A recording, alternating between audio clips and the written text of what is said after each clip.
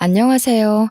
저는 연하 남편과 결혼했다가 대차게 바람맞은 40대 주부이자 이혼녀입니다. 나름 사람 보는 눈이 없다는 소리는 안 듣고 살아왔는데 어떡 하다 이렇게 고약한 사람들과 엮이게 되었는지 모르겠네요. 결혼 전에는 미디어를 보며 모진 시집살이를 겪는 며느리 사연들을 봤을 때 솔직히 답답하고 이해하지 못했어요. 왜 바보처럼 당하고만 있을까? 왜 아무한테 말도 못하고 혼자서 참기만 하지? 했는데 세상에나 그게 제가 될 줄 어찌 알았겠습니까? 저는 학창 시절부터 연애를 많이 해왔는데 많았던 연애 경험만큼이나 살면서 중요한 건 우정보다 사랑하는 사람이라고 생각하며 컸어요. 우정이란 건 시간이 지나면 다 변하게 되어 있고 보통 친구 앞에선 본 모습을 잘 안 드러내잖아요.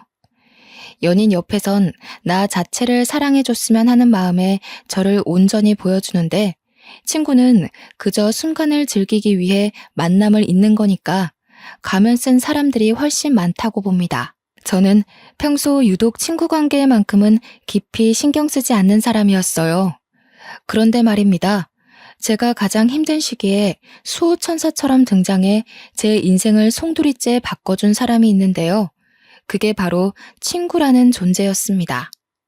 인생이 완전히 밑바닥을 쳤을 때 제 손을 잡아준 사람이 사랑하는 사람이 아닌 바로 친구였다는 거죠. 서사가 너무 길었네요. 지금부터 저의 내리막길과 동시에 믿을 수 없는 오르막길의 삶이 오기까지 얼마나 기적 같은 사연들이 있었는지 좀 길게 자랑해보려 합니다. 우선 그 친구의 첫인상은 얕은 친구 관계만 유지하던 제게 좀 많이 인상 깊었어요. 그 당시가 고등학교 막바지였던 때였는데 그때 우리 반에 전학 온 친구가 있었거든요. 그 친구는 유독 소극적이고 인사말도 잘 못했어요. 어딘가 모르게 주눅이 들어있는 모습이었죠. 다들 전학생이란 것 자체만으로도 관심을 가질 때 저는 그저 시큰둥한 편이었어요. 별로 친구에 대해 진심인 편이 아니었거든요. 그런데 그 친구가 첫인상에 크게 와닿을 수밖에 없었던 건 이름 때문이었어요. 이름이 정둘이라고 하더라고요. 제 이름은 정하나이거든요. 성도 똑같은데 이름의 느낌도 비슷하여 좀 눈이 갔었죠. 이건 저만 그렇게 생각한 게 아닌지 다른 친구들도 둘이와 저를 두고 하나 둘이 이렇게 붙여 부르기도 했습니다. 그 당시 둘이와 저는 말을 섞어본 사이가 아니었어요. 단지 친구들이 그렇게 불러서 나중에는 선생님까지 세트라며 하나 둘이 부르면서 우리를 묶어서 발표를 시키는 일 정도만 있을 뿐이었죠. 다들 그렇게 엮더라도 둘이가 워낙 조용한 친구라서 저는 딱히 엮일 일이 없을 거라 생각하고 말았어요. 그런데 평소 남의 일에 관심 없던 제가 무슨 오지랖이었는지 둘이 인생에 잠깐 끼어들게 된 사건이 발생했는데요. 둘이는 워낙 소심한 탓에 친구들에게 괴롭힘을 좀 당했는데 원래 왕따 같은 게 없던 우리 반에 그런 불편한 일이 생기니 제 마음이 좀 편치 않더라고요. 다른 친구들이 저희 둘을 하도 세트로 엮었어서 그런가 둘이가 괴롭힘을 당하는데 모른 척하고만 있는 게 왠지 둘이한테 몹쓴 짓을 하고 있는 것처럼 느껴졌죠. 그래서 할 수 없이 끼어들었어요. 저는 평소 남학생, 여학생 할 것 없이 잘 지내왔던 사람이라 그런 제가 친구들의 괴롭힘을 막아주니 애들도 적당히만 하고 그만 괴롭히더군요. 그 뒤부터 저는 둘이랑 인사를 나누는 사이가 되었어요. 그렇다고 매일 둘만 붙어 다니며 정말 세트인 것 마냥 지냈던 건 아니고요. 그냥 한 번은 우리 둘 다 급식을 안 먹은 적이 있는데 그때 둘이가 말을 먼저 건 적이 있었어요. 저는 굳이 마다할 이유가 없어서 같이 운동장을 걸으며 얘기를 나눴던 기억이 납니다. 처음이었어요. 둘이와 단둘이 어떤 대화를 해본 것이요. 이런저런 얘기를 나누는데 그래도 서로 사이에 어색한 점이 남아있어서 일반 친구들끼리 할 대화 주제는 딱히 나눌 게 없더라고요. 어디 사냐, 공부 잘했냐 이런 것만 묻다가 사람 사이에 안 친하면 얘기할 법한 공식 주제 있잖아요. 서로의 꿈 얘기 말이에요. 커서 뭐가 되고 싶냐는 말이 솔직히 대화의 절반 이상이었다는지요. 그때 저는 둘이의 존재가 더 머릿속에 깊이 새겨진 날이었어요. 저는 꿈이 딱히 없어서 남들 하는 소리인 취집 잘하는 거였는데 둘이의 꿈이 요리사라고 하는 겁니다. 듣고 별 생각 없이 요리를 좋아하냐 물어봤어요. 둘이 말로는 나이 차이 많이 나는 동생이 하나 있는데 자기가 장녀이기도 했고 부모님이 둘 다 맞벌이라서 어린 동생을 챙길 사람이 자기밖에 없다고 하더라고요. 부모님도 당연하게 둘이한테 동생을 맡긴대요. 동생이 학교에서 어디 다쳐오기라도 하면 그것마저 부모님이 둘이 탓으로 돌릴 정도로 둘이한테 동생을 전적으로 떠넘긴 지경이라더군요. 그렇다고 둘이는 부모님을 미워한 게 아니었어요. 오히려 동생이 좋아할 만한 요리들을 공부해서 음식을 만들어주는 게 즐거웠다고 했습니다. 특히나 동생이 자기 요리를 먹고 맛있다고 천진난만하게 웃을 때 그렇게 기분이 좋다고 하더라고요. 그러면서 하는 말이 세계적인 요리사까진 아니더라도 사람들이 자기 요리를 먹고 동생처럼 만족감에 즐거워한다면 그게 너무 좋을 것 같다고 했어요. 요리사가 되고 싶다는 것까진 별 생각 없이 들었는데 그 이유가 너무 진실되고 따뜻해서 저는 그때부터 둘이를 다시 보게 되었어요. 저절로 그런 둘이의 꿈을 응원해주고 싶은 마음이 들더라고요. 한편으론 한 번도 느껴본 적 없는 부러움이 있었어요. 딱히 꿈이 없는 것에 관해서 한 번도 창피하다고 생각한 적이 없는데 둘이 옆에서 처음으로 그런 기분이 들었습니다. 단지 대충 살다가 취직이나 해야지 싶던 제 삶이 통째로 보잘것없어 보였어요. 사실 둘이와의 추억은 이게 끝입니다.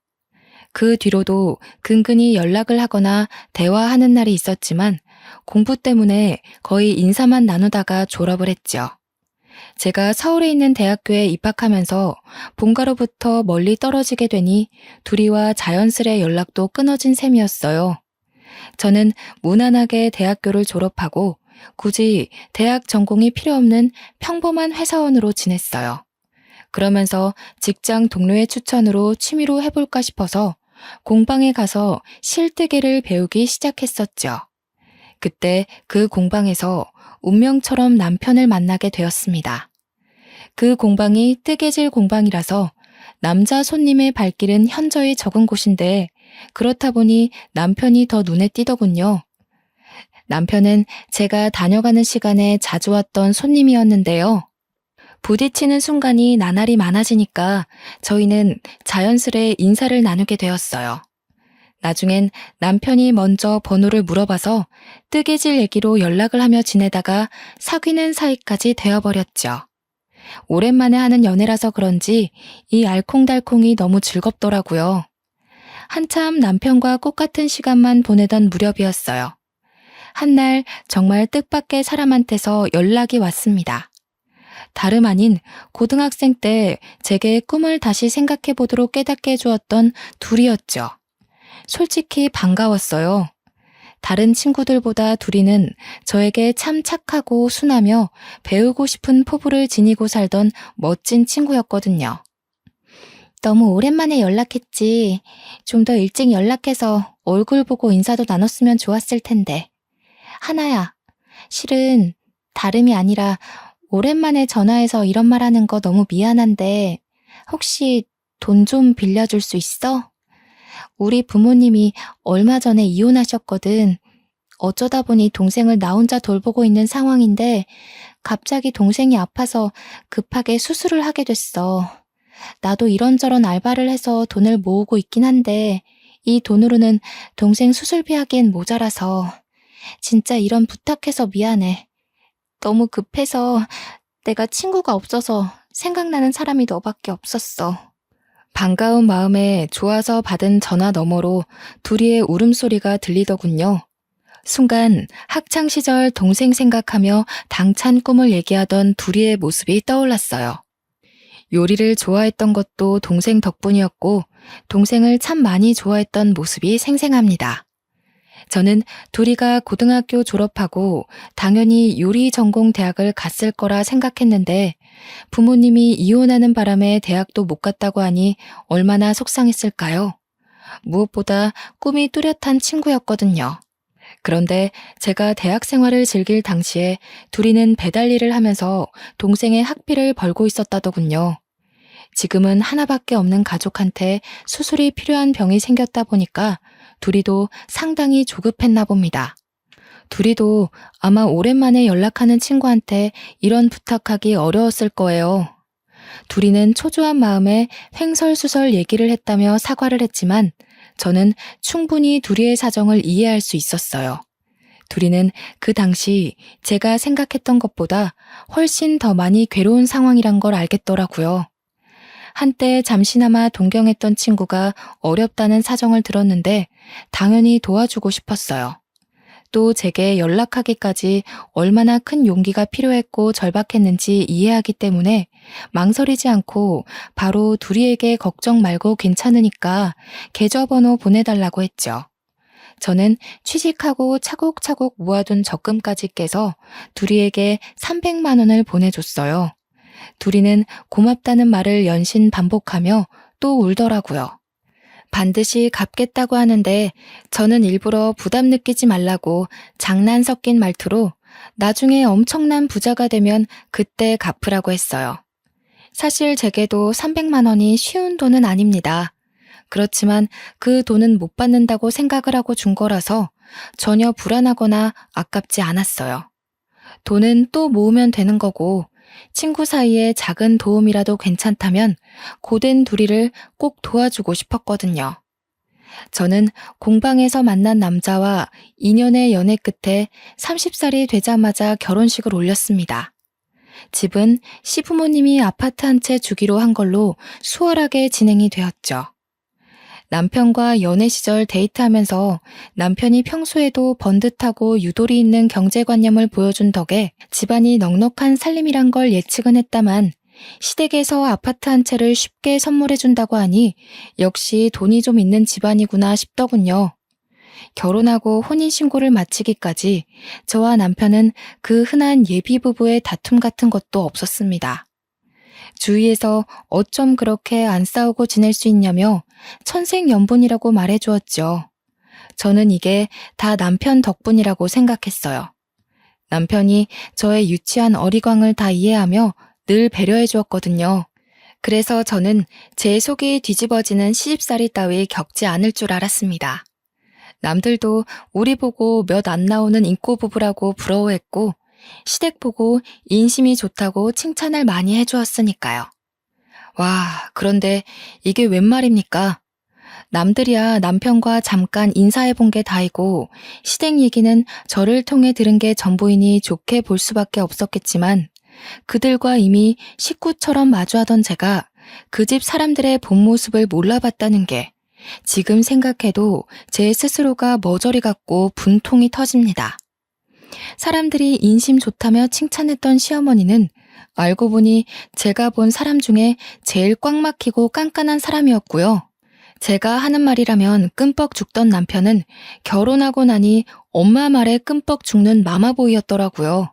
결혼하고 한 달 정도 지나니 다들 본색들이 드러나기 시작하는데 며칠간은 어처구니가 없어서 말을 잃고 살 정도였어요. 남편은 다 큰 사람이 징그럽게 시어머니 옆에 달라붙어 엄마 엄마 하며 철딱서니 없이 이거 해달라 저거 해달라 아주 유난을 부리더군요. 어처구니 없는 일은 이게 다가 아니었죠. 심지어 시어머니가 저보고 결혼하자마자 여자가 무슨 돈을 버냐면서 여자가 남편보다 돈을 더 벌면 집안이 망한다고 직장을 그만두라고 하는 거 아니겠습니까? 결혼 전에는 별말 없더니 느닷없이 갑자기 이게 무슨 말인가 싶었어요. 시어머니는 당연히 나이가 있으니 그런 뒤처진 생각을 할 수 있다고 보는데 옆에서 남편이란 사람은 신이 나서 그 의견에 동조를 하고 있는 겁니다. 무슨 소리 하는 거야, 여보. 우리 아직 아이도 없고 충분히 맞벌이 가능한 사정인데 뭐하러 한 사람만 돈을 벌어. 벌 수 있는 상황일 때 부지런히 일해서 모아둬야지. 아니에요, 어머님. 요즘은 한 사람만 벌어서 돈 모으기 힘든 시대잖아요. 그만두는 건 안 될 것 같아요. 저 아직 30대 초반입니다. 이 젊은 나이에 경력 단절이 웬 말입니까? 절대 그만둘 수 없었죠.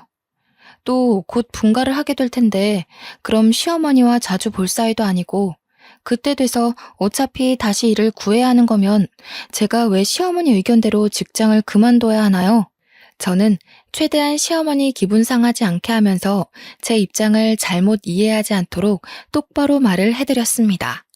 그런데 이걸 엎친 데 덮친 격으로 표현해야 될까요?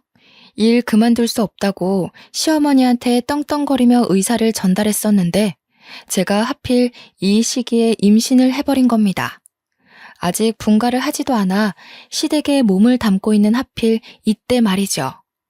제가 다니는 회사가 그리 좋은 곳이 아니긴 했다만 그래도 요즘 같은 세상에 육아휴직 복지는 있을 줄 알았는데 원체 근무지에 관심이 없기도 했고 그저 지원서 붙은 참에 회사를 다니게 된 거라 그런 복지가 없다는 것도 이제야 알았습니다. 회사에 임신 사실을 알렸더니 육아휴직 못 준다며 냉철하게 거절하더군요. 육아휴직으로 생긴 공백기간 동안 계약직 뽑아서 쓰다가 내보내고 다시 저를 받아준다면 그동안에 생긴 새 업무를 인계해주는 게 번거롭다는 이유로요. 그럴 바엔 아예 새로 사람 뽑아서 쓰는 게 회사 입장에선 덜 손해라는 겁니다. 쓸데없는 인력 낭비라나 뭐라나. 그래서 저는 어떤 다른 대처도 없이 그대로 잘리게 되었습니다. 참 서럽더군요. 그래도 5년이나 제가 몸바쳐 회사를 위해 일했는데 어떻게 한치의 의논도 없이 상부에서 그리 빠른 판단을 내비칠 수 있는 건지. 어이없었지만 구질구질하게 매달린다고 달라질 일이 아니라는 걸 알아서 더는 부탁하지 않았어요. 시댁에서는 제 꼴을 아주 꼬셔하더라고요. 젊은 애가 눈에 불을 켜고 시애미한테 일 그만 못 둔다고 딱 잘라 말하더니 벌 받은 거라면서. 시어머니가 혼잣말을 궁시렁궁시렁 하는데 기분이 너무 상하더라고요. 제 꼴이 우습게 된 건 맞기 때문에 차마 거기다 대고 할 말은 없었습니다. 어머님, 저희 이제 분가 준비할까 해요. 나중에 되면 배도 불러올 텐데 그럼 어머님께도 그렇고 집에 폐가 될 것 같아서요. 이것저것 도와드리지도 못하는데 괜히 어머님 신경 쓰이게 하고 싶지 않아요. 남편만 있다면 충분히 도움받을 수 있으니까 분가하는 게 좋을 것 같아요. 제가 분가 얘기를 꺼내자마자 시어머니가 박수를 크게 한번 딱 치더니 갑자기 분가하기로 한 아파트가 월세 계약이 되었다면서 제가 시댁에 적응을 잘하는 것 같아서 분가 생각 없는 줄 알았다고 덜컥 계약을 진행해버렸다는 거예요. 1년 계약이라 저더러 그냥 1년만 시댁에 들어와서 살라는 겁니다. 그리고는 한다는 말이 생각지도 못한 스트레스를 주더군요. 요즘 젊은 사람들은 뭘 제대로 못하더라. 나 때는 그렇게 시집 오면 시애미한테 아주 혼쭐이 났어. 지금이야 세탁기도 있고 식기세척기도 있고 밥도 배달해 먹고 하니까 살기 편해졌지. 저기 반상에 가서 며느리들인 집안 얘기 들어보면 아가씨들이 전부 골빈 것처럼 아무것도 못한다고 그러더라고. 그래서야 어디 제 남편 뒷바라지나 제대로 하고 살겠어? 젊은 여자들을 겨냥하는 것처럼 말을 하시는데 저는 바보가 아니거든요. 시어머니는 지금 저더러 똑똑히 새겨 들으라고 하는 말들이었어요. 그러면서 마지막에 아주 쐐기를 박더군요. 내가 다 가르쳐 줄 테니까 1년만 배운다고 생각해. 새아기 너 우리 아들이 좋아하는 반찬거리 만들 줄 모르잖냐. 매번 사 먹는 것도 다 돈인데 배우면 좋지 뭘. 다른 시댁에서는 살림 못하면 잔소리만 하지 나처럼 어디 가르쳐 주려고 하는 줄 알아? 결혼 전에는 자기는 고나리지라는 시애미들 보면 이해 안 간다고 했던 분 맞는지 모르겠더라고요. 사람이 어쩜 이렇게 돌변할 수가 있는 건지. 심지어 제 속을 더 뒤집어 놓은 건 못 모르고 지엄마 얘기를 거들고 있는 남편이었어요.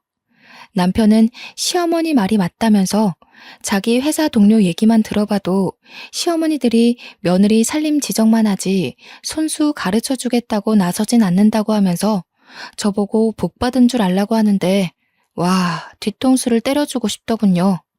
이건 제가 고집해봤자 얘기만 길어질 뿐 어차피 분가하기로 한 아파트가 계약 들어가는 바람에 집도 없으니 시댁에 있을 수밖에 없는 입장 아닙니까? 그냥 제가 포기하는 편이 빠르다 생각했죠. 그래도 시어머니가 그 아파트 월세로 받는 금액은 원래 우리 남편 주기로 한 아파트이기 때문에 우리 남편 통장에다가 입금해 주겠다고 하더라고요. 일말의 양심은 있었나 봅니다. 그러니 집도 없는 제가 일단 한 발 물러나야지 어쩌겠습니까? 그래, 알겠다고 했고 그렇게 저의 본격적인 시월드가 시작되었습니다. 결혼 후 돌변하는 걸 보고 이미 시집살이를 예상은 했다만 시어머니는 제가 배가 불러오든 말든 집안일의 강도를 높여가기만 했어요. 저는 임산부의 몸으로 시어머니가 시키는 대로 집안일을 하고 장도 보러 나가고 오랜 시간 서서 식사까지 준비하며 지내게 되었습니다. 그런데요, 원래 1년이면 끝나기로 한 아파트 계약이 2년이 되고 3년이 되고 자꾸 늘어나는 겁니다.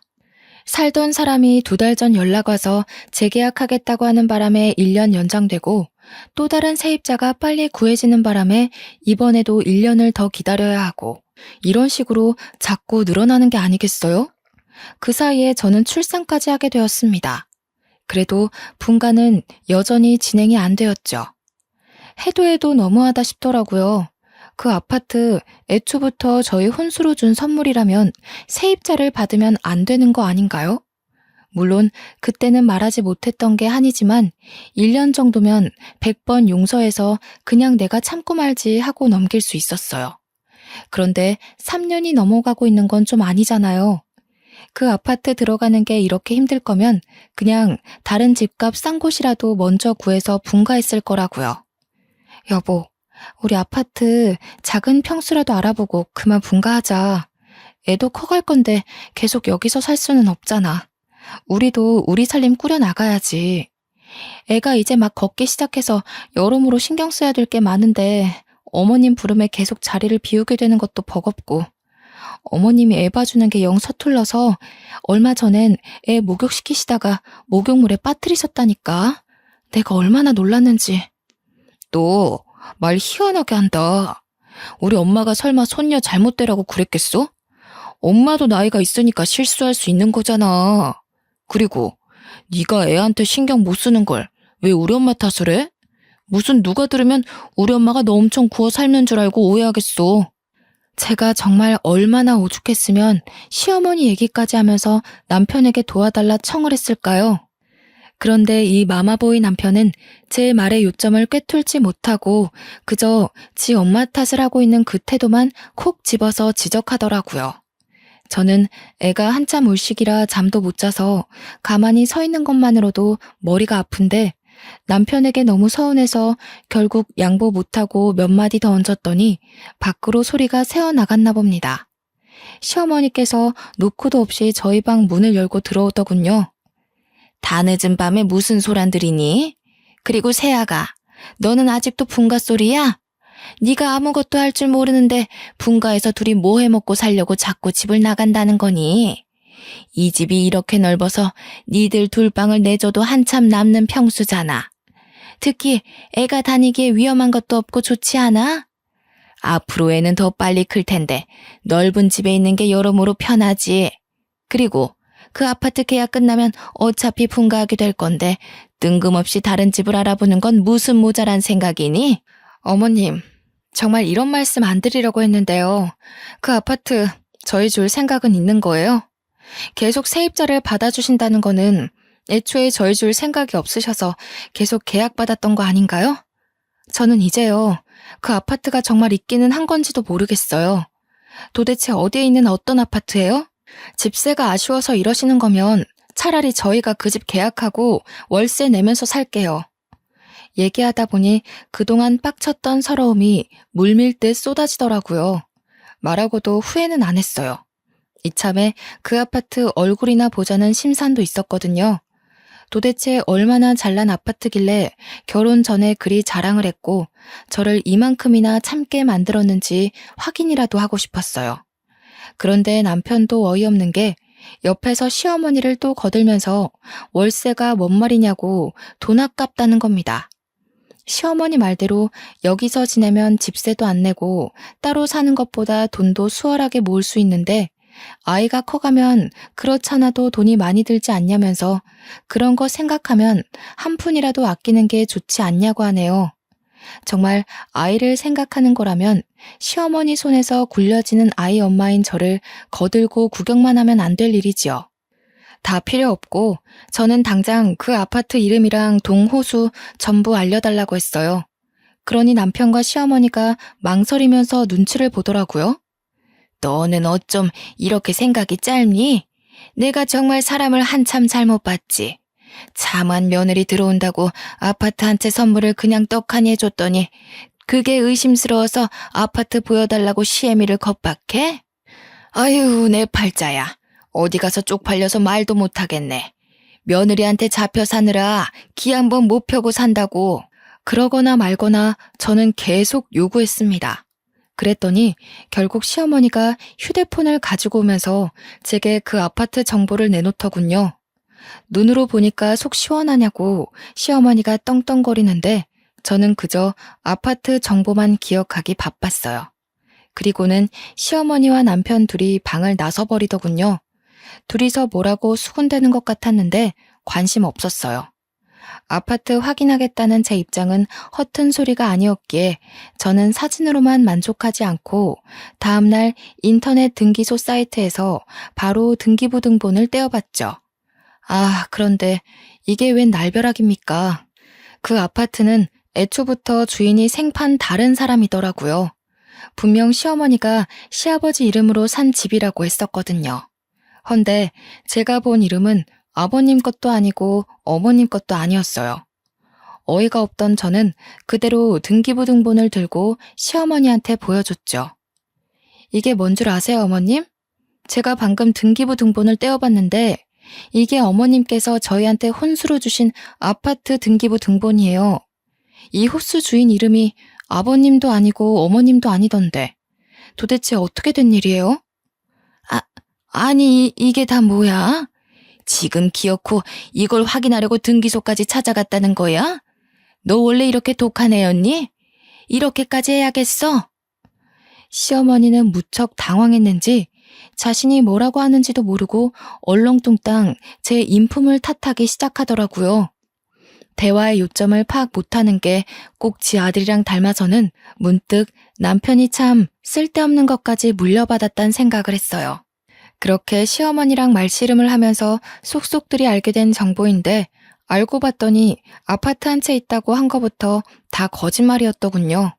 당연히 남편 통장에 월세 넣어준다고 한 것도 다 거짓말이었고 저는 애초에 남편과 결혼할 때 분가하는 조건으로 결혼했거든요. 그걸 따지고 들면서 알게 된 사실인데 남편은 아파트가 준비 안 되어 있다고 하면 제가 결혼 안 해줄 거라고 생각해서 시어머니랑 입을 맞추고서 저를 낚은 거였어요. 2살이 된 딸이 있는 데다가 결혼 생활을 3년이나 보낸 상태였기에 저는 더 큰 배신감이 들었어요. 빼도 박도 못하고 시댁에서 살게 될 신세였던 건데 저는 바보같이 속았는지도 모르고 분가 생각만 하면서 이제까지 버텼네요. 그 뒤부터 모든 게 다 스트레스더라고요. 남편과 대화하는 것도 시어머니 얼굴을 보는 것도 전부요. 제가 이 사기 결혼을 버티고 있을 수 있도록 힘을 준 건 오로지 2살짜리 딸내미 뿐이었습니다. 한날은 자고 일어났는데 눈앞이 핑 도는 겁니다. 그날 내내 대낮까지 어질어질하기도 했어요. 빈혈인가 싶어서 딸내미를 데리고 시간 내서 병원에 갔더니 이게 무슨 일입니까? 또 임신을 했다는 겁니다.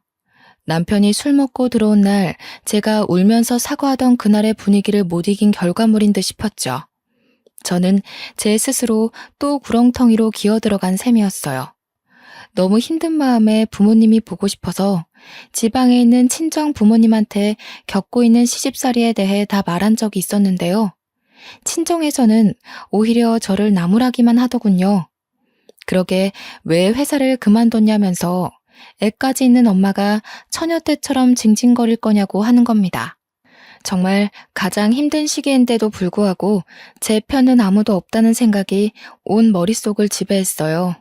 그게 너무 서러워서 매일매일 우는 날만 늘어갔죠. 친정 부모님은 원래 10년 동안 한자리에서 분식점을 하고 있었는데 최근 장사가 너무 안 돼서 분식점 접을까 하고 있던 참이었다고 하더라고요. 그래서 저한테 더 매정했던 거였어요. 괜히 돈 나가는 짓 하지 말고 그냥 시댁에 살고 있으라면서 우리도 이제 나이가 있어서 몸도 힘든데 이 와중에 또 다른 일 찾아봐야 된다고 하면서요. 그러니 지금 당장 저를 봐줄 사정이 여의치 않으니 힘들더라도 참고 시댁 식구들이랑 잘 지내보라고만 말하셨어요. 결국 저는 그렇게 감내하는 시간을 지속하다가 너무 스트레스가 심해 불면증까지 생겨버렸어요. 병원에선 더 이상 스트레스를 받으면 유산될 수도 있다고 경고까지 했는데 남편이란 작자는 아직도 시어머니 앞에서 밥 반찬으로 투정 부리기만 하는 철부지였어요. 뭐 저런 자식이 다 있는지 보고만 있어도 오라가 치밀었지만 또 이악 물고 참았습니다. 그런데 어느 날 제 인내심을 결국 터뜨리게 한 사건이 있었어요. 제가 남편의 휴대폰에서 기혼 남녀가 들어있는 단톡방 하나를 발견했거든요. 그곳은 결혼한 유부녀와 유부남들이 서로 자식 얼굴도 다 까고 주말마다 등산을 가면서 바람을 피우고 있는 단톡방이었어요. 대화들을 보니 아주 충격 그 자체였죠. 남편이 아무리 엄마의 끔뻑 죽는 마마보이라도 바람은 안 필 줄 알았는데 남편이 작성한 채팅을 보니 저를 꼬실 때처럼 미혼인 다른 여자들을 꼬시려다가 유부남이라 안 먹히니까 유부녀를 꼬시는 거더군요. 제가 임신했다고 욕구를 못 풀어서 다른 여자를 찾고 있던 것 같은데 그 속내가 너무 보이는 대화들이었어요. 여기저기 유부녀들한테 추파를 던지고 있는데 제가 몰랐던 게 황당할 만큼 바람기가 너무 심한 남자인 겁니다. 하지만 남편한테 따지지는 않고 있었어요.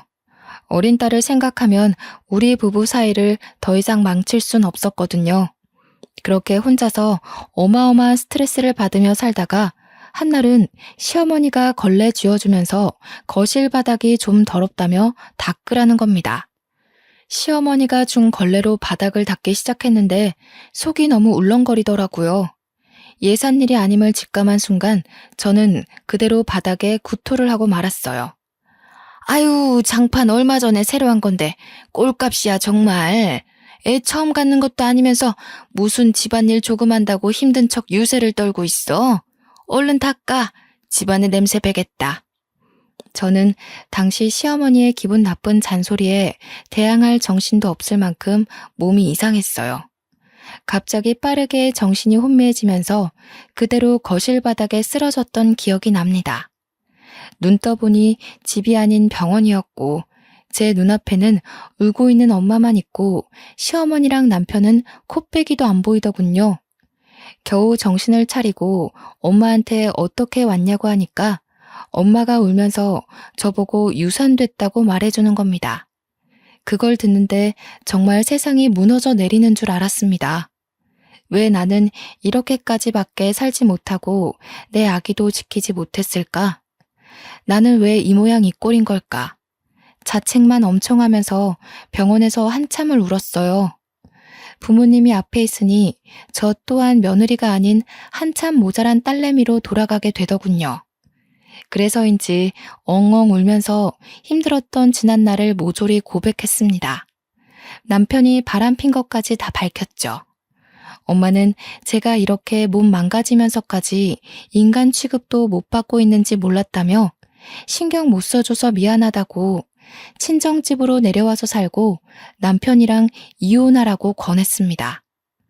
시댁으로 돌아와서 시어머니랑 남편한테 친정 내려가서 지내겠다고 말했더니 시어머니 하는 말이 아주 가관이었어요. 심지어 친정 부모님이 함께 있는데도 생각 없이 입을 함부로 놀리더군요. 뭐라고? 그럼 앞으로 식사 준비는 누가 하니? 다시 나더러 하라고? 난 삭신이 쑤셔서 절대 못한다. 허리 나가서 디스크 수술도 했는데 바닥 청소 같은 건 누가 다 하라고 갑자기 친정을 간다는 거야? 이보세요 사돈어른. 제 딸이 무슨 사돈댁 가정부인 줄 아십니까? 여태 제 딸을 그렇게 함부로 대하셨어요?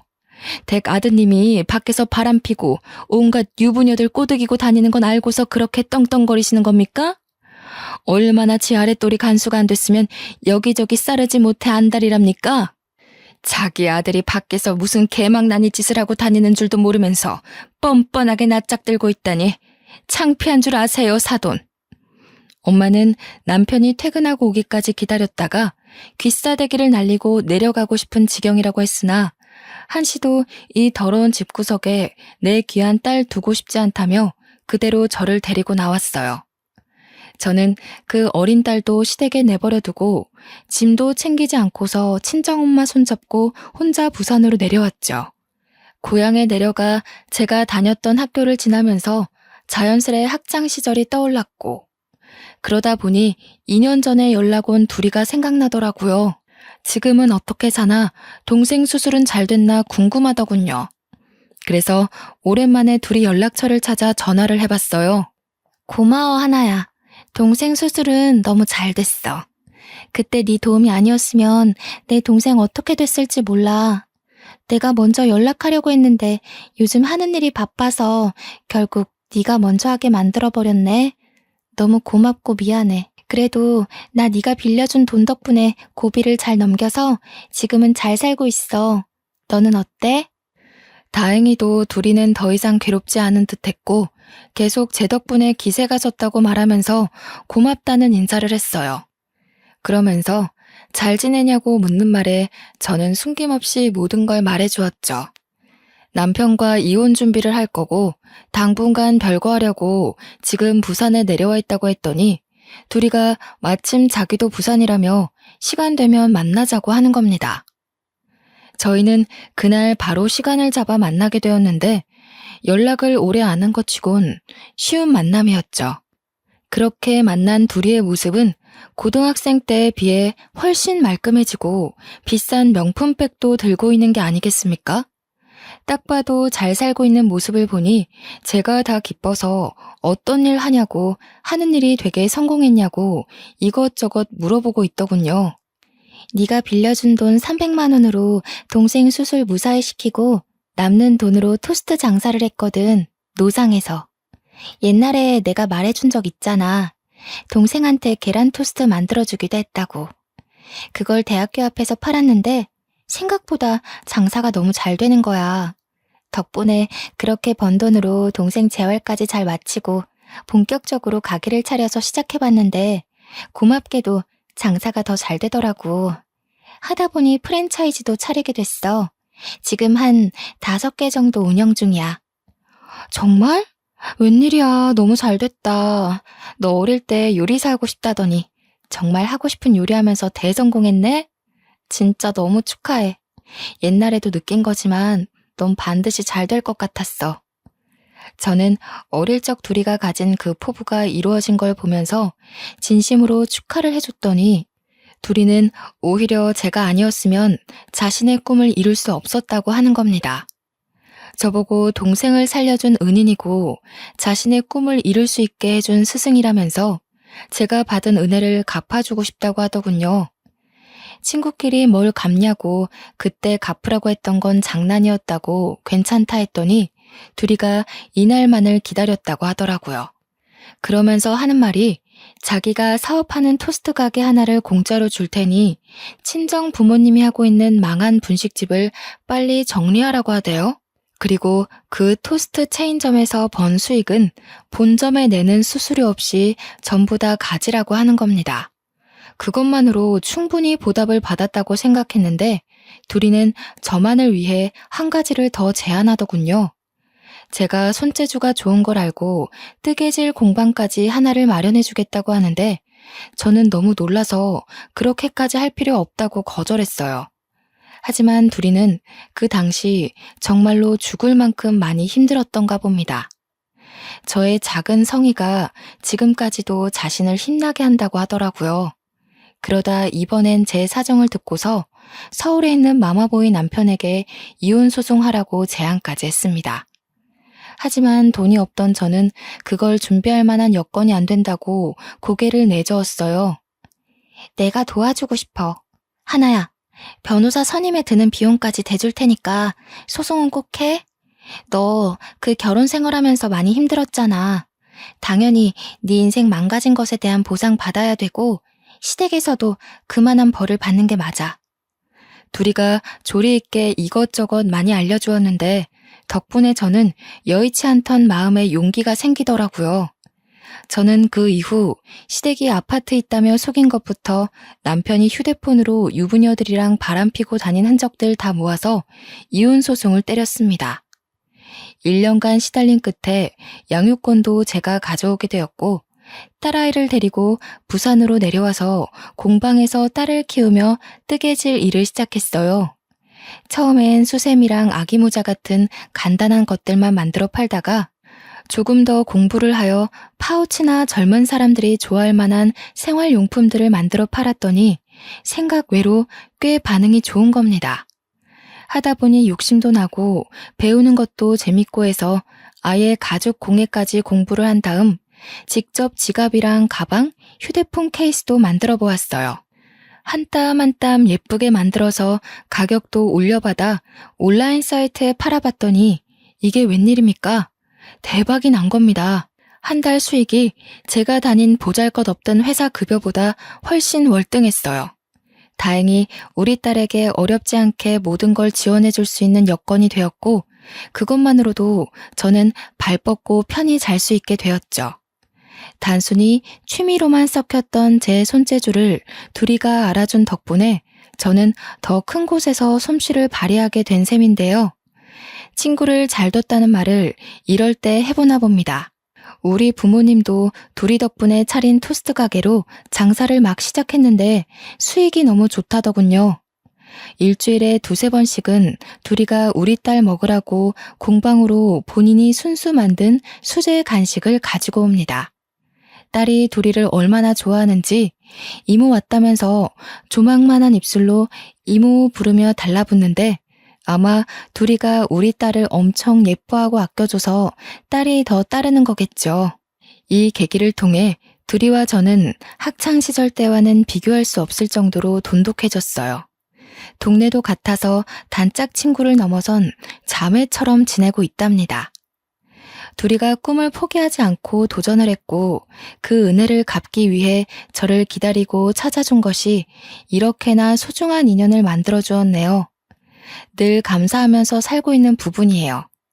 서로가 가장 필요한 순간에 나타나서 도움을 주게 된 것도 아마 하늘이 맺어준 귀한 인연이 아닌가 싶습니다. 이번 일을 통해 느끼게 된 게 있는데요. 도움이 필요한 사람에게 내가 해줄 수 있는 물질적 크기가 얼만큼이냐라는 건 중요한 게 아닌 것 같아요. 내가 너무도 힘든 상황에 처했을 때 작은 마음이라도 그 고마운 손길을 내밀어 준다면 그것이야말로 받는 사람 입장에서는 세상에서 가장 커다란 도움이 아닐까 싶어요. 저는 부산에서 이대로 평화롭게 지낼 생각이에요. 앞으로 이 행복이 쭉 오래되었으면 좋겠네요. 다들 저처럼 주변의 소중한 인연들로 인해 행운 같은 나날들을 보내시길 바랍니다. 느린 손가락으로 눈 아프게 글을 써내려가다 보니 벌써 늦은 밤이 되었군요. 그럼 편안한 밤 되세요.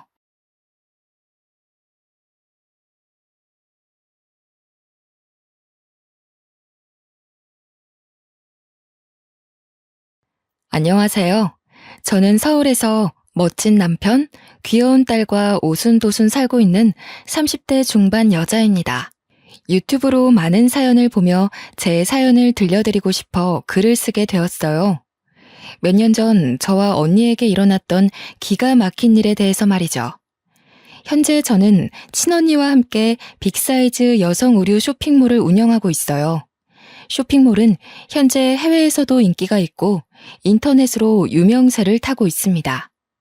연매출은 조금씩 다르긴 하지만 70억 정도고요. 친언니와는 나이 차이가 많이 나는데 띠동갑입니다. 강원도에서 청바지 가게를 운영하시던 부모님이 계셨지만 제가 초등학생 때 교통사고로 돌아가셨죠. 부모님이 계실 때는 장사가 잘 돼서 여유가 있었어요. 하루아침에 언니와 저만 남게 된 상황에서 가정 형편이 어려워졌습니다. 언니는 대학을 갓 졸업하자마자 저를 부양하기 위해 빨리 취직을 해야 했어요. 부모님이 남기고 가신 집과 가게를 정리하고 받은 돈으로 언니와 함께 방 2칸짜리 빌라에서 살게 되었죠. 제가 고등학교 2학년이던 겨울, 언니는 형부와 결혼했습니다. 형부는 대기업 영업부 회사원이었고, 언니는 거래처 사무직 직원이었어요. 업무로 만나 미팅을 몇 번 하며 형부가 언니에게 반했고, 언니에게 끊임없는 구애를 했다고 해요. 저를 부양해야 하는데 결혼하면 그럴 수 없게 될까봐 언니는 마음이 좋지 않았나 봅니다. 언니는 1년 정도의 시간이 흐른 뒤 형부의 마음을 받아주어서 만나기 시작했죠. 언니가 안정된 삶을 살게 된 것 같아 마음이 놓였습니다. 처제, 공부하느라 많이 힘들지? 쉬엄쉬엄 해. 언니와 내가 처제 하나 정도는 충분히 먹여 살릴 수 있으니 걱정하지 말고 공부만 해. 건강도 좀 생각하면서 말이야. 맨날 밤늦게까지 공부에 그림에 고생이 많지? 형부, 말씀만으로도 감사해요. 제가 아직 세상을 모르지만 하고 싶은 일을 할 수 있게 도와주셔서 감사해요. 저는 이제 다 커서 혼자 살아도 되는데 저 때문에 불편하실까봐 그게 걱정이네요. 수정아, 형부 말대로 언니가 뒷바라지 다 해줄 테니 우리 수정이 하고 싶은 공부 있으면 마음껏 해. 형부 있다고 불편해하지 말고 부담 갖지도 말고 이 언니가 너 하나 정도 책임질 능력은 되니까. 알겠지? 응? 언니와 형부는 제가 대학을 졸업할 때까지 뒷바라지 해주었어요. 처음에는 언니와 둘만 살고 있던 집에 형부가 들어와 불편한 게 컸어요. 하지만 언니와 저를 살뜰히 챙겨주는 모습에 좋은 사람이구나 생각했죠. 1년 뒤 저는 다행히 한 번에 원하는 대학에 갈 수 있었어요. 합격 통지서를 들고 언니와 형부에게 전해준 날 형부는 자기 일처럼 기뻐해 주었습니다. 언니는 말없이 장하다며 눈물을 흘렸고요. 시어른들도 고생했다며 용돈도 맛있는 것 사 먹으라며 용돈도 챙겨주시고요. 저는 이때까지만 해도 형부와 시어른들을 정말 좋은 분들이라고 생각했어요. 저와 언니에게 그 일이 일어나기 전까지는요. 내가 열심히 공부해서 성공해야 언니와 행복하게 살 수 있어. 돌아가신 부모님도 조금은 걱정을 덜 하실 거야. 힘내야지. 엄마, 아빠, 하늘에서 보고 계시죠? 저 열심히 노력할게요. 지켜봐 주세요. 대학에 가서도 노는 시간 없이 밤낮으로 공부해 장학금을 받으며 생활했어요. 쪽잠을 자며 시간이 날 때에는 틈틈이 아르바이트를 하며 조금씩 돈을 모았습니다. 그 결과 4년 동안 2천만 원이라는 큰 돈을 모을 수 있었어요. 의류 디자인 전공인 저는 패션의 세계를 좀 더 경험해보고자 유학을 꿈꿨기 때문이에요. 언니와 형부에게 더 이상 손을 벌리지 않고 스스로 해보기 위해 노력했죠. 언니, 나 프랑스로 유학을 가고 싶어. 좋은 대학을 나왔다고 해서 세상에 보이는 게 전부가 아닌 것 같아. 사실 내가 공부하면서 틈틈이 모아놓은 돈이 있거든. 이 돈으로 시작은 할 수 있을 거야. 언니가 내 걱정은 많이 하겠지만 나도 성인이고 독립할 나이가 된 것 같아. 너가 원해서 하는 거라면 말리지 않겠다마는 언제든지 힘들면 돌아와도 돼. 언니는 늘 여기 있다는 걸 알아도 너 혼자 타지에 보내는 게 걱정이긴 하다만 믿고 보내는 거니까 사고 치면 안 된다. 알겠지? 아이 참 언니도. 나 이제 대학 졸업한 엄연한 성인이라고. 하늘에 계신 부모님 부끄럽지 않게 최선을 다해서 배우고 올 테니까 기다려줘. 멋지게 변신해서 돌아올게. 기대해. 그렇게 언니와 처음으로 떨어져서 살게 되었어요. 걱정하는 언니와 형부를 뒤로하고 3년이라는 시간 동안 프랑스로 유학을 떠나게 되었습니다. 홀로 타지에서 유학 생활을 하며 되지도 않는 언어를 구사하며 온갖 굳은 일을 마다하지 않았죠. 패스트푸드점, 카페 등 할 수 있는 일은 닥치는 대로 했고요. 당시 프랑스에서는 동양인에 대한 인식이 별로 좋지 않았어요. 단지 저를 돈 벌러 온 황인종이라고 차별할 뿐이었습니다. 매일 밤을 서러워서 눈물을 흘리며 지새우기 일쑤였죠. 한국에 있는 언니와 형부, 돌아가신 부모님을 생각하며 이악 물고 버텨냈습니다. 그러다 우연히 좋은 기회로 유명한 파다라는 의류회사에 입사하게 되었어요. 파트타임 디자인 보조였지만 재단하고 남은 천 조각들과 쓰레기를 처리하는 게 제 일이었죠. 버리는 경우가 대부분이라 쓸만하겠다 생각해서 천 조각들을 열심히 모았습니다. 홀로 기숙사에서 외로움을 느낄 때면 모아놓은 천 조각들로 손바느질을 하며 옷을 만들곤 했어요. 천 조각의 모양이 제각각이었지만 나름의 감각이 있었기에 제가 만든 옷은 봐줄만 했습니다. 프랑스는 물가가 비싸기 때문에 제 월급으로 연습 삼아 천을 살 형편이 안 됐거든요.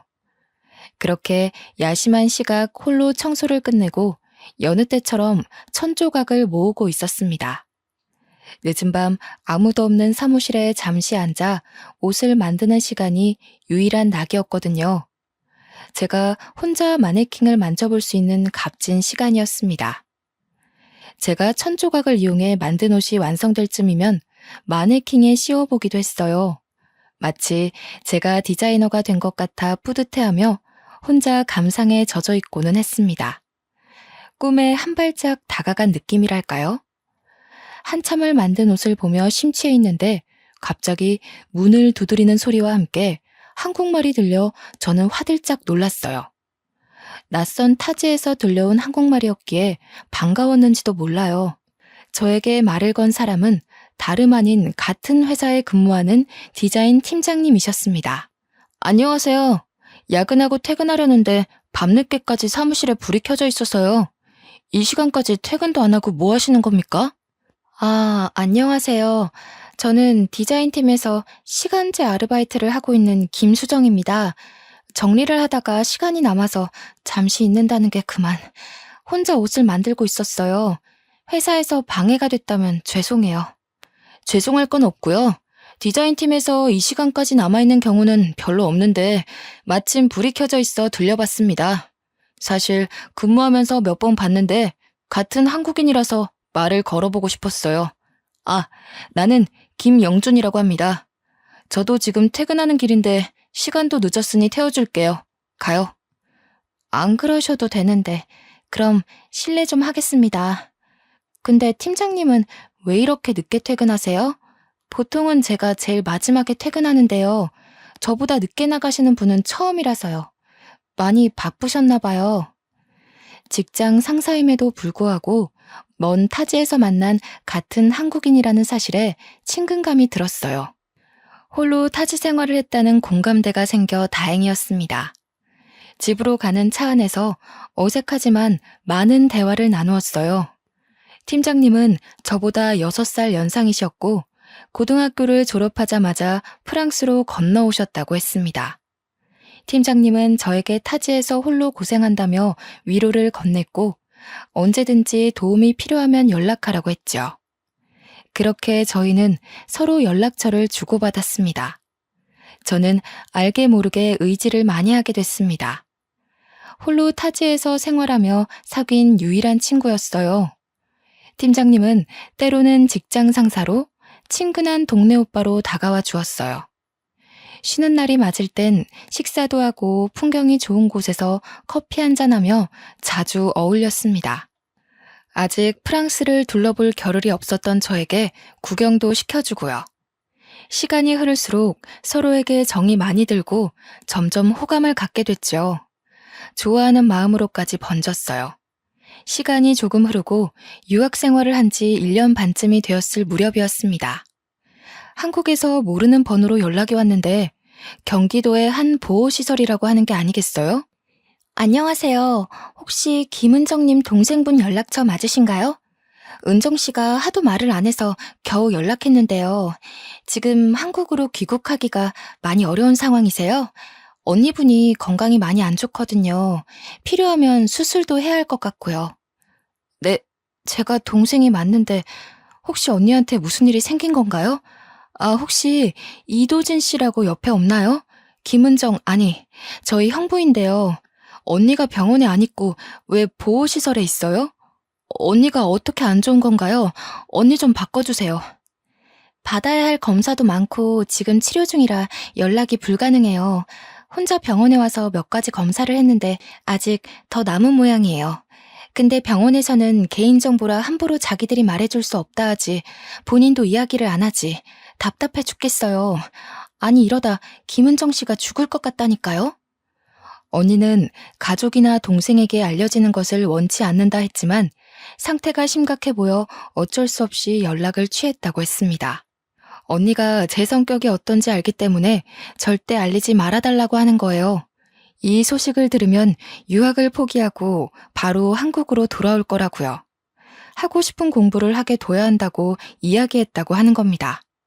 왜 형부나 다른 가족들에게도 이러한 사실을 알리지 않는지 의문을 품었고 저는 그 길로 한국행 비행기표를 예약했어요.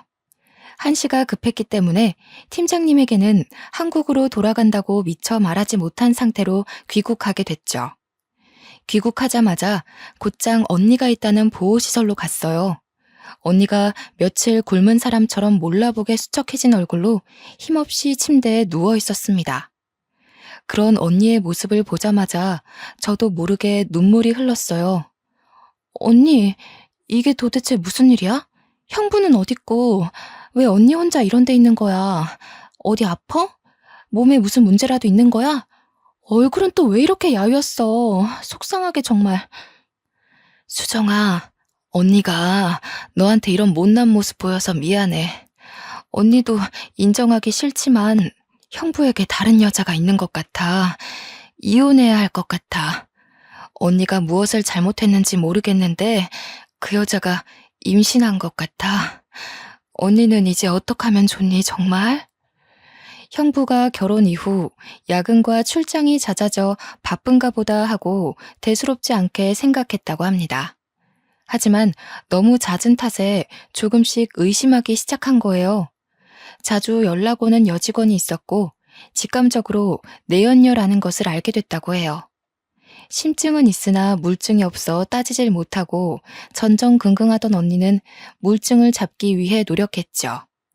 하지만 형부가 철저했던 탓인지 블랙박스나 휴대폰에 남아있는 증거는 없었다고. 그렇게 까맣게 속만 타들어가던 어느 날 내연녀가 제 발로 찾아왔다는 거 아니겠어요? 그 여자가 그러더라. 형부의 아이를 임신했다고. 둘이 서로 많이 사랑하고 아이까지 생겼으니 아직 아이 없는 나보고 헤어져 달래. 정말 기가 막힌 일이지. 결혼한 지 얼마나 됐다고. 만난 지도 이미 2년이 넘었다더라. 언니는 그걸 그냥 가만히 뒀어? 듣기만 했냐고. 바보같이 왜 그러고 있는 거야? 형부나 시어른들한테는 알렸어? 그 여자랑 형부 어디 있어?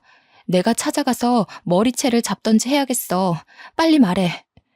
나라고 왜 안 그러고 싶었겠니? 그래서 그 길로 시부모님한테 가서 말씀을 드렸어. 그런데 오히려 나를 혼내더라. 여자가 내조를 잘해야 그런 일이 없지 않냐면서 남자가 한 번쯤은 밖으로 돌 수 있는 거라고. 내가 몸이 약해 아이를 못 가진다고 쓸모없다고 이야기를 하셨어. 더 이상 내가 할 수 있는 건 없겠더라. 내연녀가 찾아온 뒤 언니는 바로 시어른들께 알렸으나 오히려 언니가 혼났다고 하는 거예요. 알고 보니 그 여자는 회사 사장의 조카였고 상당히 부유한 집안이었거든요. 가진 게 별로 없던 언니가 시집 온 것이 탐탁지 않았던 시어른들은 오히려 언니를 나무라며 의처증 환자로 몰아 내쫓았다고 합니다. 저를 뒷바라지해 준 것을 빌미로 이혼해주지 않으면 가만두지 않겠다고 협박까지 하면서요. 그렇다고 어떻게 사람이 사람한테 쓸모없다는 모진 말을 할 수 있을까요? 언니는 혹시라도 저에게 해코지를 할까봐 할 말도 못했다고 했습니다. 가진 것 하나 없이 떠돌다 보호시설로 입소한 거였어요. 너무 기가 막히고 황당한 사실에 그저 어이가 없었습니다. 그 길로 시어른들과 형부를 찾아가고 싶었지만 언니를 먼저 치료해야 했어요. 언니는 몸이 많이 쇠약해져 있는 상태라 탈수 증세가 심하게 오고 염증 수치가 많이 높았습니다. 여러 가지 검사를 하니 자궁 쪽에 문제가 생겨 정밀 검사를 받았죠. 앞으로 임신 가능성이 희박하다는 결과를 들었어요. 아이를 좋아하던 언니였는데 애써 저에게 아무렇지 않은 척 하더라고요. 그런데 언니가 새벽에 일어나 제가 깰까봐 혼자 소리도 없이 우는 모습을 우연히 보고 저는 가슴이 찢어지는 줄 알았습니다. 아무쪼록 유학 시절 틈틈이 모은 돈으로 언니의 치료를 무사히 마칠 수 있었습니다. 언니를 보호시설에서 퇴소시키고 가격이 싼 오피스텔을 얻어 함께 살게 되었습니다. 생계를 위해 바로 일을 시작해야 했기에 구직 활동을 하던 중 강남의 어느 옷가게에 취직을 했어요. 원래 꿈꾸던 의류 디자인과는 거리가 먼 매장 관리직이지만 당장 먹고 사는데 급급했죠. 일을 시작함과 동시에 언니는 형부와 이혼 준비를 했습니다.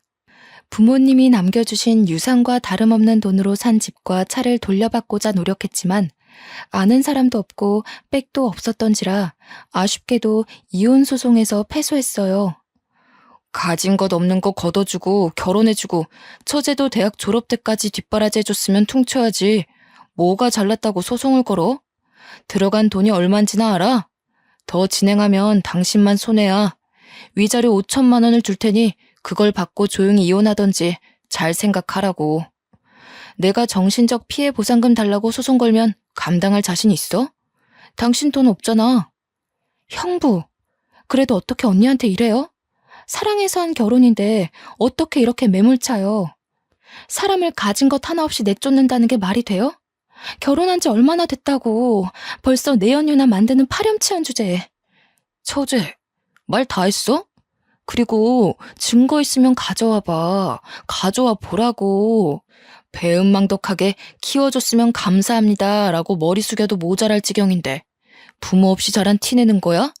증거도 없이 내연녀며 몰아짓거리는 거 확 다 무고죄로 고소해버릴까? 조용히 위자료 받고 끝나면 될 일을 뭐하러 크게 만들고 난리야. 당신이 어떻게 나한테 이럴 수가 있어요? 걷어주다뇨, 키워주다뇨. 그렇게 함부로 말하지 말아요. 나 이런 식으로 이혼 못해요. 못한다고요. 어느 날은 형부의 내연녀가 저를 찾아오더라고요. 무슨 말을 할지 뻔했지만 눈에 쌍심지를 켜고 아주 당당하게 노려보더라고요. 근처 카페에 들어가 이야기를 했습니다. 당신 언니 말귀를 잘 못 알아먹는 모양이던데 그나마 똑똑한 그쪽이 언니 좀 설득해. 이런다고 뭐가 달라져? 난 이미 임신한 상태고 우리 서로 많이 사랑하고 있어. 당신 언니가 떨어져 나가주면 끝인데 혹시 5천만 원이 부족한 거야? 이 사랑의 결실을 보고도 왜 떨어질 생각을 안 하네? 당신이 뭐라고 그렇게 말해요? 5천만 원? 안 받아도 그만이야. 불륜 저질러서 임신한 게 뭐 자랑이라고 그렇게 떠들어대는 거지? 막말로 우리 언니가 형부랑 이혼한다 쳐. 그쪽이 과연 좋은 이미지일까? 불륜으로 남의 가정 파탄는 가정 파탄범이지. 안 그래? 사랑의 결실? 웃기는 소리 하고 있어. 당신은 그저 불륜녀일 뿐이라고. 말 다 했어? 이 거지 같은 것들이 선심 써서 돈 주고 끝내려 했는데 안 되겠네? 5천만 원이 땅 파면 나오는 돈이야? 그 돈 없이도 잘 살 수 있으면 어디 해봐. 거지처럼 살던 거 우리 오빠 돈으로 키워줬더니 은혜도 못 갚고 말이야. 이래서 부모 없는 것들이 배운 게 없어서 이 모양이야. 저는 결국 화를 참지 못하고 내연녀의 머리채를 잡고 말았습니다. 저를 욕하는 것은 괜찮지만 언니와 돌아가신 부모님을 모욕하는 것을 참을 수 없었어요. 그 여자가 임신한 상태이던 말던 저한테는 중요한 게 아니었습니다. 그 순간만큼은 이 여자를 반쯤 죽여놔야겠다는 생각뿐이었어요. 저한테 머리채 뜯기던 그 여자도 미친 듯이 발버둥치며 제 얼굴을 긁기 시작했습니다. 카페 직원이 경찰에 신고해서 파출소로 끌려간 뒤에야 마무리가 되었습니다. 파출소로 언니와 시어른들이 오셨어요. 그 여자는 합의는 없다며 뱃속의 아기가 잘못되면 우리는 살인자라고 고래고래 소리를 질렀습니다. 형부는 자신의 커리어에 흠집이 나기 싫었는지 조용히 합의하자 했습니다. 더욱 기가 막힌 것은 이혼이 확정된 것도 아닌데 시어른들은 이미 그 여자를 며느리 취급하고 있었습니다. 아니, 너는 동생 간수를 도대체 어떻게 하는 거야? 홀몸도 아닌 사람을 어떻게 이렇게 함부로 대할 수가 있어? 뱃속에 우리 손주 잘못되면 네가 책임질 거냐? 부모 없이 자라서 부족한 게 많은가? 조용히 합의해. 그러게, 내가 5천만 원 위자료 받고 조용히 합의하랬잖아. 도대체 왜 이러는 거야? 처제는 왜 이렇게 막무가내고. 마지막 기회야. 조용히 합의해. 위자료는 바로 보내줄 테니. 저 여자가 먼저 돌아가신 부모님, 우리 언니 모욕했다고요. 저 여자가 임신한 게 내 알바야 뭐야? 머리채라도 뜯어야지. 형부가 대신 맞을 거예요? 나 참 진짜 어이가 없어서 저런 것들도 사람이라고 진짜. 그 여자는 시어른께 어머니 하며 눈물을 흘리고 있었고 저는 화가 치밀어 올랐어요. 언니는 묵묵히 생각에 잠긴 듯 보였고요. 선택은 오로지 언니의 몫이었어요. 혹시라도 저에게 또 해코지를 할까봐 두려워하던 언니는 결국 5천만 원을 받고 이혼에 합의했습니다. 힘든 시기를 지냈던 언니는 마지막으로 신혼집에서 짐을 정리하고 온다며 떠났어요. 그렇게 오피스텔로 가져온 언니의 짐은 정말 단촐하기 그지없었죠. 작은 캐리어에 서류 몇 가지와 엄마 아빠가 종종 써주시던 손편지, 옷 몇 개가 전부였거든요. 언니는 한숨을 쉬며 나를 뒷바라지 해줘야 하는데 그러지 못해서 미안하다고 말했습니다. 나는 무슨 소리냐며 언니에게 소리쳤죠. 언니는 계속 미안하다 했고 짐 정리를 하며 눈물을 줄줄 흘렸어요. 편지를 읽어보려고 편지를 꺼내 봉투를 내려놓으려는 찰나 뭐가 툭 하고 바닥에 떨어지는 것 아니겠어요? 빨간 작은 주머니였는데 열어보니 주소가 적혀있는 쪽지가 있었습니다. 강원도에서 예전에 부모님이 청바지 가게를 운영하시던 곳 근처 주소였죠. 다음날 언니와 그 주소로 가보니 딱 보기에도 오래되어 보이는 허름한 구두가게가 있었습니다. 허리가 굽고 머리가 백발인 할아버지가 구두를 닦고 계셨어요. 저와 언니를 보자마자 어떻게 왔냐고 물으셨고 저희는 부모님 이름을 말하며 빨간 주머니를 보여드렸습니다. 그러자 그 할아버지는 저희를 보시고 화들짝 놀라셨습니다. 왜 이제야 왔냐며 할아버지가 얼마나 기다렸는 줄 아냐고 핀잔을 주시는 거예요. 곧이어 우리를 안쪽 작은 방으로 안내했어요. 안내를 받아 들어간 방 안에서 할아버지는 저에게 작은 서류 봉투를 건네주셨습니다. 서류 봉투에는 외할아버지의 유언장과 땅 문서, 통장, 도장이 들어있었죠. 드디어 내 이걸 너희들에게 전해줄 수 있어서 얼마나 다행인지 모른다. 그 조그맣던 아이들이 이렇게 컸다니 내가 당연히 알아보지 못할 수밖에. 살아생전 너희 부모가 얼마나 착실하게 잘 살았는지 아니? 어휴. 알고 보니 할아버지는 외할아버지 댁에서 힘든 시절에 머슴살이를 하셨던 분이셨습니다. 외할아버지 덕분에 자신이 이렇게 잘 먹고 잘 살 수 있게 됐다고 하셨죠. 이 서류는 저희 부모님이 맡기고 가셨다고 했습니다. 외할아버지는 강원도에서 유명한 부자셨는데 주변에 많이 베푸시는 분이셨다고 해요. 하나밖에 없는 귀한 딸이 가진 것 없는 아버지와 결혼한다고 하여 결혼한 뒤 연락을 끊으셨다고 합니다. 그렇게 수년을 왕래 없이 지냈다고 하셨어요. 하지만 언니가 태어나고 하나밖에 없는 딸을 위해 구두방 할아버지를 몰래 부모님 주변에 살게 하셨다고 했어요.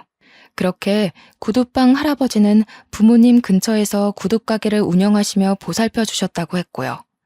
이 사실은 나중에 외할아버지가 돌아가시고 나서야 알게 되셨다고 합니다. 그 뒤로는 구두방 할아버지를 부모처럼 모셨다고 했죠. 그렇게 건네받게 된 유산을 우리 앞으로 돌려놓으신 지 얼마 안 되어 교통사고로 돌아가신 거였어요. 내 언제까지 살아있을지 모르는 일이라 너희를 빨리 찾고 싶었는데 이렇게 찾아와 주었으니 내 할 일은 다 한 것 같구나. 드디어 은혜를 다 갚을 수 있게 됐어. 그동안 힘들다면 힘들게 살았겠지만 이제는 조금 편하게 살렴. 이제 죽어서 영감님 뵐 면목이 생겼구나. 그저 동네 할아버지로만 생각했는데 저희가 진작에 찾아뵙지 못해서 죄송해요. 저희가 앞으로 사는 동안 할아버지께 효도할게요. 정말 감사합니다. 할아버지, 사실 저는요, 저랑 언니를 두고 일찍 돌아가신 부모님이 원망스러웠어요. 성인이 되고 나이를 먹어보니 부모님이 조금은 이해도 되는 것 같아요. 저희 부모님 보살펴 주셔서 정말 감사드려요. 언니와 저 앞으로도 열심히 살게요. 언니와 저는 부모님이 남겨주신 유산으로 의류 쇼핑몰 사업을 시작하기로 했습니다. 구두방 할아버지는 저희가 모시려고 했어요. 많이 연로하신 탓에 더 이상 가게를 운영하시기 어려워 보이셨거든요. 하지만 할아버지는 본인이 죽기 전까지 하고 싶은 일이라며 고집을 피우셨어요. 그렇게 작은 상가 건물을 매입해 사무실을 차렸습니다. 이 소식을 들은 형부가 어느 날 언니를 찾아왔어요. 은정아, 소식 듣고 찾아왔어. 내가 정말 미안해. 다시는 바람 피우지 않을게. 내가 잠시 어떻게 됐었나 봐. 한 번만 용서해 줄 수 없겠어? 우리 다시 시작하자. 형부, 아니, 이도진 씨. 여기가 감히 어디라고 찾아와요? 돈 없고 가진 것 없는 언니 내쫓을 땐 언제고, 이제 와서 뭐? 다시 시작해요? 당신 낯잡 꼴도 보기 싫으니까 경찰 부르기 전에 당장 나가세요. 처제, 언니랑 이야기할 일이야. 처제가 우리 사이에 뭐라도 돼? 내가 잠시 바람을 피운 것은 맞지만 잘못했다고 이렇게 사과하잖아. 그리고 부부 일은 부부가 해결해야지. 처제는 가만히 있어. 은정아, 대화 좀 하자. 이도진 씨, 나는 당신과 할 이야기가 없어요. 우리 이미 이혼한 사이 아닌가요? 위자료 받고 깔끔하게 끝낸 사이요. 원하면 위자료 돌려드릴게요. 가진 것 없던 제가 비참히 쫓겨났을 때 그 심정 당신은 알지 못할 거예요. 다시는 볼 일 없었으면 좋겠네요. 며칠 뒤에는 시어른들까지 찾아왔었습니다. 검은 속이 훤히 들여다 보였지만 저희는 문 앞에 소금까지 뿌려가며 매몰차게 대했습니다. 적반하장도 유분수라는 말이 있죠. 제가 거래처에 볼 일이 있어 언니를 혼자 남겨두고 외근을 다녀오던 길이었어요. 사무실이 엉망이 되어 있고 언니는 화가 난 표정으로 씩씩대며 앉아 있었어요. 저는 깜짝 놀라 언니에게 물었더니 그 사람들이 찾아와 돈을 달라고 하더래요. 키워주고 먹여주고 뒷바라지해줬는데 그 돈을 좀 돌려받아야겠다면서 말이죠. 내가 내 돈으로 너희 자매 먹여 살린 거나 다름없다. 어른이 이렇게까지 찾아왔으면 고개를 조아리고 알아서 행동해야지. 내 돈 내놔. 제가 왜 어머니께 돈을 드려야 되는지 모르겠네요. 저 걷어주신 거? 고맙다 쳐요. 이미 서로 합의하에 위자료까지 다 받고 헤어진 마당에 더 이상 뭐가 더 필요하죠? 남남된 지 오랜데 왜 이렇게까지 하시는 거예요? 그만 가주세요. 아이고, 그것이 남의 씨를 우리 집안이라고 감쪽같이 속였다. 돈이 많은 집안도 아니었고 정말 어디서 그런 꽃뱀에 속아서는. 아휴, 그러니 이제라도 너가 돈을 달란 말이다. 내 돈. 어머니, 제발 그만하세요. 여기 와서 이럴 게 아니라고요. 제가 설득해서 될 문제였으면 진작에 해결됐겠죠. 여기서 이러시면 저희만 곤란해요. 어서 나가요. 어서. 내가 못할 말 했더냐? 부모도 없는 것들 걷어서 먹여주고 재워줬잖냐. 그거 다 누구 돈이야? 내 돈이었어. 그런데 은혜를 이런 식으로 갚아? 돈을 달라고 하면 얌전히 줄 것이지 이제 와서 나몰라라 한다 이거야? 이 배은망덕한 년. 그렇게 시어른은 언니의 머리채까지 잡으며 돈을 내놓으라고 하셨답니다. 형부와 경찰이 오고 나서야 진정이 됐고 이미 엉망이 된 사무실을 보며 언니 정신을 가다듬고 있던 거였어요. 그날 저녁 언니와 술 한잔하며 이야기했습니다. 알고 보니 언니와 이혼 후 형부는 내연녀와 함께 신혼집에서 살았다고 해요. 내연녀가 임신한 상태라고 하니 어른들은 그저 좋아 마냥 웃기만 하셨대요. 가진 건 많은 며느리니까요. 그러다 내연녀가 아이를 출산하고 나서 형부의 아이가 아니었다는 것을 알게 됐대요. 태어난 아이의 혈액형이 내연녀와 형부의 혈액형에서는 나올 수가 없는 거였죠. 그래서 형부가 내연녀 몰래 유전자 검사를 했나 봅니다. 아니나 다를까 친자 관계가 성립하지 않는다는 결과를 받고 충격을 받았다고 했어요. 형부는 혹시나 하는 마음에 비뇨기과서 성기능 검사를 받았는데 무정자증이었고요. 나 사실은 무정자증이더라고. 나는 은정이 너가 임신이 안 되는 몸인 줄 알았는데 내가 문제였어. 나는 술도 담배도 안 하니까 아무런 문제가 없을 거라 생각했어. 그저 몸이 약한 너 탓만 했던 것 같아. 그리고 그 여자 사장 조카도 뭣도 아니더라. 내가 속았어. 내가 모아둔 돈 그거 들고 어디론가 잠적했더라. 내가 드디어 벌을 받나 봐. 미안하다 은정아. 돈에 눈이 멀어서 어떻게 됐었나 봐. 그 아이가 내 자식이 아니라는 것과 내가 무정자증이라는 사실을 알았을 땐 하늘이 무너지는 게 이런 거구나 싶더라. 저는 언니에게 이야기를 전해 듣고 벌을 받은 거라며 비아냥거렸어요. 아주 꼬시더라고요.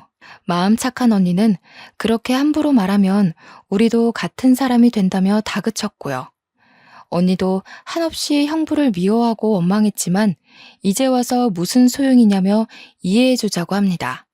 그 여자는 돈이 될 만한 형부의 물건들을 가지고 아이와 잠적했다고 하네요. 돈을 들고 잠적한 그 여자를 찾아다니다 우연히 저희 소식을 듣고 찾아온 것 같다고요. 간간히 형부와 시어른이 찾아오긴 했지만 언니는 더 이상 참고 살지 않기로 했어요. 그들에 대해 경찰에게 접근 금지 명령 조치를 신청했거든요. 그랬더니 더 이상 찾아오는 일은 없더라고요. 얼굴을 보지 못하니 끈질기게 전화도 몇 번 와서 돈을 달라는 소리를 했지만 저희는 더 이상 끌려다니지 않았어요. 통화를 녹음해두고 한 번만 더 연락하면 가만 안 두겠다 말한 뒤 휴대폰 번호를 바꿔버렸습니다. 그렇게 한바탕 소란이 지나고 언니와 함께 집 근처 막창집에서 술 한잔 했어요. 앞으로 우리만 잘 살면 된다는 이야기를 하며 소주 한 잔을 들이켰습니다. 저도 잊고 지내던 프랑스에서의 기억을 떠올리며 한 사람을 그리워했죠. 너나 나나 그동안 참 고생 많았지. 부모님이 남겨주신 유산 아니었으면 여기까지 오지도 못했어. 언니가 끝까지 널 뒷바라지 했어야 하는데 나중에 죽어서 부모님 얼굴을 어떻게 본다니? 언니, 무슨 말을 그렇게 해. 나 사고 안 치고 학교 잘 다닌 게 어디야. 날 잘 키워준 은혜 그 어떤 걸로도 갚을 수 없어. 난 언니 없으면 못 살아. 우리 같이 성공해서 행복하게 잘 살자. 언니도 그동안 고생 많았어. 내가 고생은 무슨.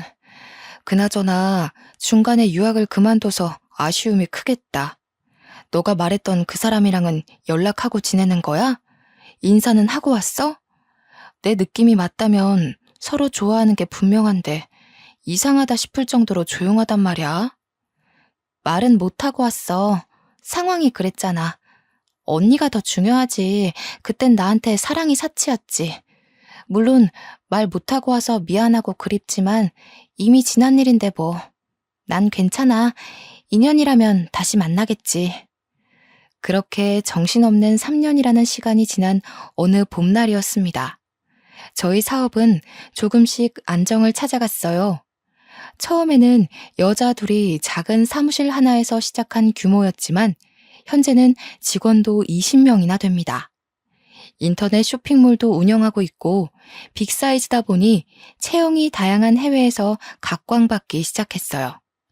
상가 1층에는 오프라인 매장도 차려졌고 동대문과 신촌에 분점도 내며 규모를 조금씩 키워나갔죠. 어느 날 매장에 익숙한 손님이 찾아왔습니다. 그동안 사는 게 바빠 잊고 지내던 프랑스에서 알게 된 팀장님이셨어요. 수정 씨, 잘 지냈어? 나 이제 한국으로 완전히 돌아왔어. 당신 찾느라 얼마나 헤맸는지 몰라. 이제 겨우 찾았네. 우리 커피 한 잔 할 수 있을까? 팀장님, 여기는 어떻게 알고 오셨어요? 그땐 정말 죄송했어요. 제 사정 때문에 팀장님께 미처 말씀도 못 드리고 급하게 오느라 정신이 없었네요. 많이 보고 싶었어요. 저 사람이 너가 말하던 그 팀장님이구나. 인물도 좋고 키도 훤칠하고 너가 반할만 하네. 안녕하세요. 수정이 언니 되는 사람이에요. 수정이한테 이야기 많이 들었어요. 둘이 나가서 차 한잔해요. 팀장님은 제가 한국으로 떠난 뒤 저를 정말 많이 그리워하셨다고 합니다. 물론 아무 말 없이 떠난 저를 원망도 했었고요. 나중에 같이 아르바이트를 했던 동료에게 제 이야기를 전해 들었다고 했죠. 그래서 프랑스에서 진행 중인 프로젝트를 마무리하고 한국 지사로 발령받아 완전히 귀국하신 거라 했어요. 저를 어렵게 수소문해서 찾아왔더라고요. 그렇게 팀장님과 재회한 저는 결혼에 꼴이 냈고 지금은 귀여운 4살 딸아이도 있습니다. 언니와 함께 시작한 사업은 생각보다 잘 풀렸습니다. 지금은 연매출 70억이라는 기록을 세우며 승승장구하고 있죠. 남편도 사업을 도와주겠다며 얼마 전에 회사를 정리하고 나왔고요. 처음에 시도했던 빅사이즈라 여성복은 국내뿐 아니라 해외에서도 인지도가 높아져 가고 있습니다. 연예인을 모델로 쓸 만큼 국내 인지도도 나쁘지 않았죠. 연예인이 모델을 하다 보니 통통해도 예쁘게 입을 수 있다라는 이미지가 더해졌고요. 실제로 쇼핑몰에 게시되는 사진들도 빅사이즈 모델을 고용해 촬영하고 있죠. 인터넷을 통해 알려지게 되면서 해외 시장에서도 긍정적인 반응을 일으켜 납품 제의가 오기도 합니다. 남편은 바쁜 저를 대신해 육아를 도맡아서 하며 가끔 해외 업무를 도와주고 있고요. 저희는 동대문에 위치한 20층짜리 상가 건물로 사무실을 확장 이전했습니다. 평소처럼 회사에 출근하는데 어느 날 마주치고 싶지 않았던 인물을 보고 말았어요. 바로 전 형부였죠. 거기서 용역 청소부로 열심히 일하고 있더라고요. 전 형부도 저와 언니를 보더니 화들짝 놀라며 어찌할 줄 모르며 발을 동동 굴렀어요. 은종아, 처제, 당신이 어떻게 나를 찾아온 거야? 여기를 어떻게 알고 찾아왔어? 이런 누추한 모습 보이기 싫은데 혹시 나와 다시 시작하려는 거야? 다시 시작해? 웃기는 소리 하지 마세요. 이도진 씨, 여기 왜 왔냐고? 우리 건물이니까. 여기 우리 회사야. 당신이 그 좋은 대기업 다니면서 외제차 몰던 게 엊그제 같은데 말이야. 당신이 이런 일을 하리라고는 생각도 못했는데. 의외네? 우리 사업이 잘 돼서 여기로 이전한 지 1달쯤 됐거든. 잘리기 싫으면 앞으로 열심히 일해야 할 거야. 뭐? 여기가 당신 건물이라고? 나는 그 여자를 결국 찾지 못해 이렇게 망했는데 어머니는 작년에 요양원 들어가셨고 그 여자가 들고 튄 돈 때문에 회사에서도 잘리고 내 꼴이 말이 아니지? 다 내 자업자득이지 뭐. 열심히 일할게. 저는 어이가 없어서 버럭하며 형부에게 써붙이려고 했지만 언니가 손을 잡았어요. 참으라는 신호였죠. 언니가 하는 말 때문에 저는 형부를 노려보며 가만히 서 있을 수밖에 없었죠. 태어나서 처음으로 언니의 독한 모습을 처음 본 저는 놀랬어요. 언니가 그렇게 모질게 말할 줄은 꿈에도 몰랐습니다. 모진 말을 하거나 화를 내기는커녕 언니는 늘 점잖고 차분했던 모습만 보여줬었거든요. 사무실로 올라가는 엘리베이터 안에서 언니는 웃으며 이제야 속이 시원하다고 했습니다. 언니의 새로운 모습에 놀란 저는 그저 눈만 꿈뻑꿈뻑 할 뿐이었죠. 아무쪼록 현재는 누구나 예쁜 옷을 입고 제가 디자인한 옷을 만들고 싶은 제 꿈이 한 번에 이루어지고 있고요.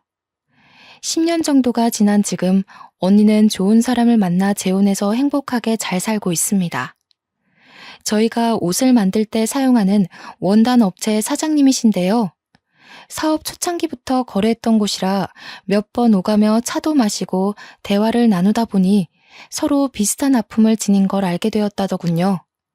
언니는 또다시 결혼에 대한 아픔을 겪게 될까 재혼을 잠시 망설였었어요. 하지만 사장님은 언니를 묵묵히 기다려주었고 긴 기다림 끝에 서로의 상처를 보듬어 주기로 했답니다. 그래서 작년 겨울 가족끼리 모여 조용히 식사를 하는 것으로 결혼식을 대체했어요. 언니, 그동안 고생 많았어. 이제는 형부랑 행복하게 잘 살아. 지난 과거는 다 잊어버리고. 좋은 사람 만났으니 언니도 따뜻하게 잘 살았으면 좋겠어. 앞으로 행복한 일만 가득하길 기도할게. 사랑해, 언니. 오랜 시간이 지났지만 이제야 행복을 찾은 느낌이네. 나중에 엄마 아빠 만나면 당당하게 나 잘 살았다고 말할 수 있을 것 같아. 너도 여기까지 오느라 고생 많았고 제부랑 행복하게 잘 살아. 고마워, 수정아. 어릴 적 부모님이 돌아가시고 난 뒤 가족이라고는 언니와 저 둘뿐이었어요.